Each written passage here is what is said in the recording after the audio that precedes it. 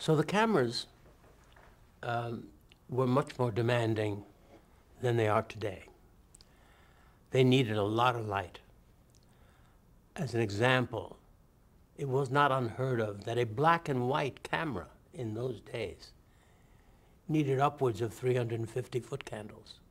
Today you can get by with 40, 60, and get beautiful pictures. And they're in color today. They were black and white then. So we had to work at light levels that we don't have to have today. And the heat kept building up, of course.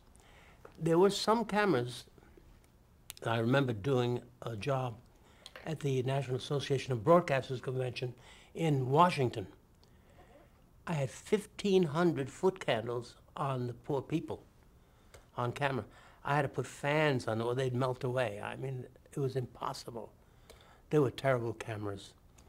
But those were the growing pains. This was a pioneering era. This is a baby industry. You know, film is not ancient, but compared to television is fledgling. It's nothing. And it's the amount of change that has occurred, which we can talk to at any point, is incredible, and the speed with which it occurred. In a short period of time, television came a long way. Other industries took a more savory approach to spread out their growth, but not television, because it was hungry, and it had money behind it, and it had money to be made.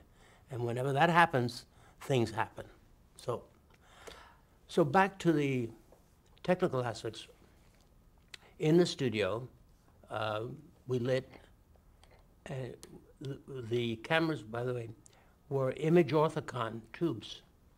Later came the Plumicon tube, later came the chip cameras eventually, and the digital cameras today.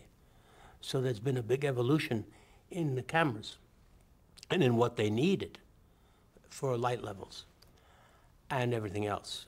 The quality has improved tremendously. Probably has a way to go, but we're in good shape now.